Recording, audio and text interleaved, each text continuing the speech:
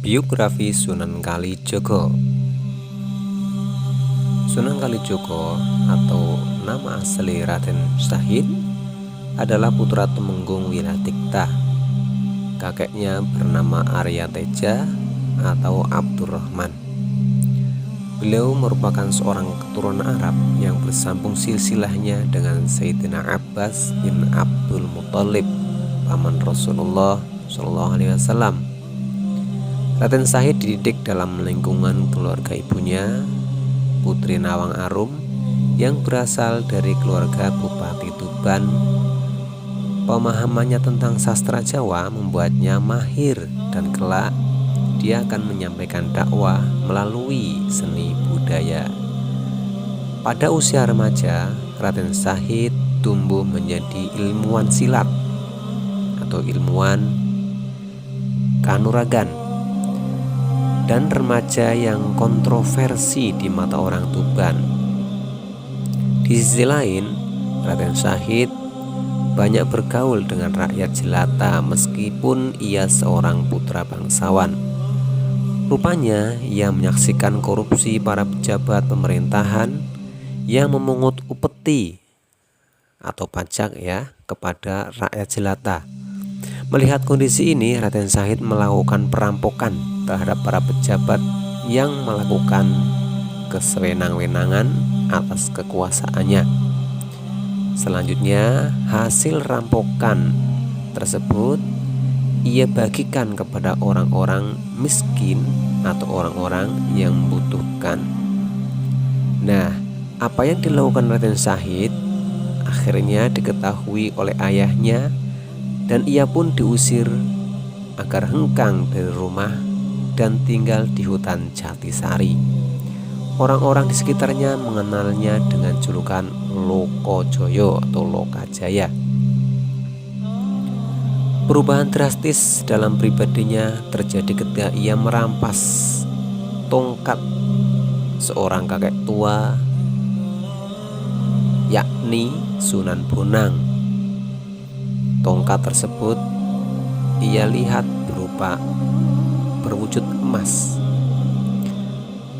Sunan Bonang pun menyayangkan sikap baiknya yang memberi rakyat jelata dari hasil rampokan. Kemudian Sunan Bonang menasehati Raden Syahid bahwa memberikan barang hasil rampokan walaupun diberikan kepada orang yang membutuhkan itu bagaikan berwudu atau bersuci dengan air kencing. Tindakannya yang berniat baik tetapi dilakukan dengan cara yang kotor.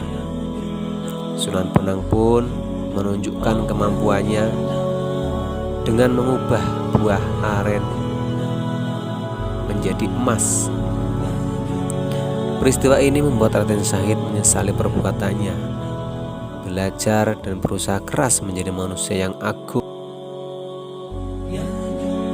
sampai diangkat menjadi salah satu murid Sunan Bonang yang kelak akan menjadi salah satu dari Wali Songo. Nama Kalijaga dikaitkan dengan cerita perjalanannya bersama Syekh Siti Jenar, yang mana Sunan Kalijaga pernah bersama-sama Syekh Siti Jenar mengelilingi beberapa tempat di tanah Jawa untuk membersihkan tempat-tempat yang dianggap angker yang dijadikan tempat untuk pemuja dewa. Sunan Kalijaga atau Raden Syahid mengawali dakwahnya di wilayah Cirebon di desa Kalijaga untuk mengislamkan penduduk Indramayu dan Pamanukan. Setelah cukup lama berdakwah, Sunan Kalijaga kemudian melakukan uzlah atau mengasingkan diri untuk beribadah selama 3 bulan di Pulau Upih, Malaka, Malaysia. Selanjutnya beliau melanjutkan kembali dakwahnya menyiarkan agama Islam di Cirebon. Mula-mula ia menyamar sebagai marbot masjid Sang Cipta Rasa. Di masjid inilah ia bertemu Sunan Gunung Jati, kemudian menikahkannya dengan Siti Zainab adik dari Sunan Gunung Jati. Pernikahan Sunan Kalijogo dengan Siti Zainab, yakni putri Syekh Datuk Abdul Jalil atau Syekh Siti Jenar, memiliki putra bernama Watiswara yang dikenal dengan Sunan Panggung, dan Sunan Panggunglah yang melanjutkan dakwahnya kelak. Dakwah Sunan Kalijogo dalam mengembangkan agama Islam banyak dilakukan melalui pertunjukan seni wayang kulit. Ia tampil sebagai dalang yang sangat populer dengan julukan Ki Dalang Sito Brangti, Ki Dalang Bengkok, dan Ki Dalang Unehan. Ia berkeliling dari satu tempat ke tempat yang lain, mulai dari daerah kekuasaan Pajajaran hingga Majapahit. Sebagai imbalan dari warga yang ingin nanggap atau menonton wayang, ya karcisnya cukup hanya dengan membaca 2 kalimat syahadat dan tidak dipungut biaya sama sekali. Selain sebagai dalang, Sunan Kalijogo juga merancang pakaian dan merancang alat-alat pertanian seperti cangkul, sabit, dan lain-lain.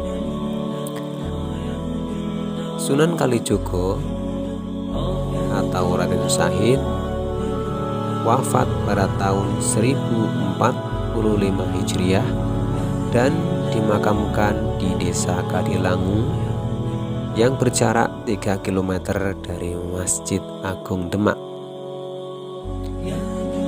Diceritakan pula Sunan Kalijogo merupakan tokoh yang berusia lanjut yang mengalami 3 zaman sekaligus, yakni zaman Kerajaan Majapahit, Kerajaan Demak, Kerajaan Pajang, hingga Mataram. Sunan Kalijogo dianggap sebagai pelindung Kerajaan Mataram dan menjadi penasehat dalam kebijakan para sultan.